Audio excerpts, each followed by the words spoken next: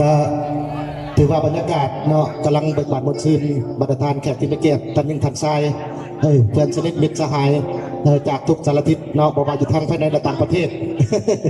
โดยเฉพาะก็เป็นทั้งปากซองหลาหานำเมืองจอมกรเนาะเมื่อกี้นี่ก็เป็นฝนตกเนาะภาคขนองน้ำท่วมเนาะจนริบหลังคาเลยเนาะวันนี้ก็ถือว่าใบหน้าใหม่เนาะก็ขอฝากเพลงเก่าๆเนาะให้ประธานแขกที่ไม่เกียรติเนาะได้ฟังเนาะเป็นเพลงซ่าซึ่งโดยเฉพาะเป็นตั้งไอ้ใหญ่เขาเนาะ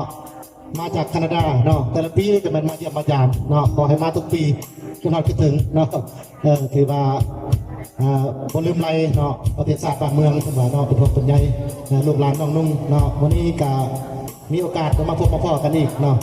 ขอฝากเพลงเก่าๆเนาะเอาเป็นนกเขาลืมคอนเนาะต่อด้วยหนาบอกเมืองเหนือแก้วลืมคอนประมาณนี้เนาะหลายๆเพลงที่ว่าเป็นเพลงอมตะเนาะฝากให้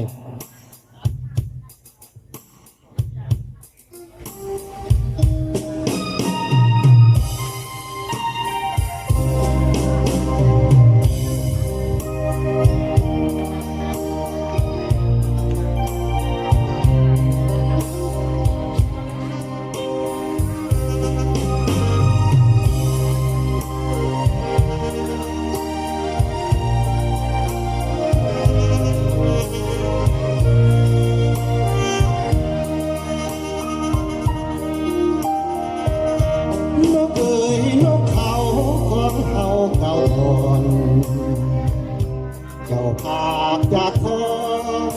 หลงคู่ไปอยู่แห่งใดเจ้าถือล่อลวงติดห่วงพานหรือถูกสัมพันธ์กับผู้ใหม่จึงหลงลืมไหลบ่อนเคยสุขสันต์น้องเอ๋ยน้องนางเคยเคียงข้างอยู่ก่อนเคยซึมสู่พบคู่ไม่เปลี่ยนแปรผันเจ้าลืมรสฮักที่ดื่มน้ำเจ้าลืมน้ำคำที่ดิ่งมันอธิษฐานรักกันจนตายก่อนคนเก่าที่เจ้าเคยนอนเหลือเป็นอนุสรณ์แห่งความหลังเตือนใจเห็นศาสตร์มอนห้างที่นางมุนหอมกินเนื้ออุ่นยังจำได้เคยถูกลายนวลนางน้องเอ๋ยน้องน้อยข้าคอยเจ้าอยู่กับเถิดยอดสูงข้าอยู่โดดเดี่ยวอ้างว้างแม่น้องลองเดินทางไป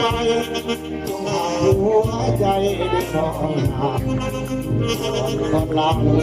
ยังขอยังขอ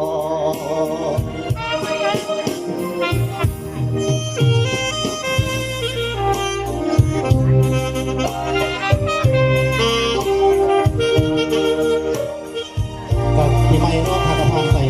ขอให้ทุกคนมีแต่ความสุขความเจริญเนาะ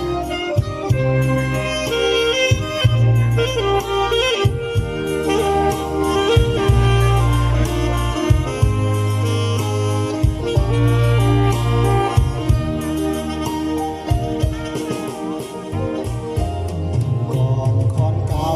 ที่เจ้าเคยนอนเหลือเป็นอนุสรณ์แห่งความหลังเตือนใจเห็นศาสตร์มอนห้างที่นางมุนหอมกินเนื้ออุ่นยังจำได้เคยถูกไล่นวลนางน้องเอ๋ยนกน้อยข้าคอยเจ้าอยู่ขับเถิดยอดสูงข้าอยู่โดดเดี่ยวอ้างว้างแม่นเจ้าลงเดินทาง ปิดไปจงหักหัว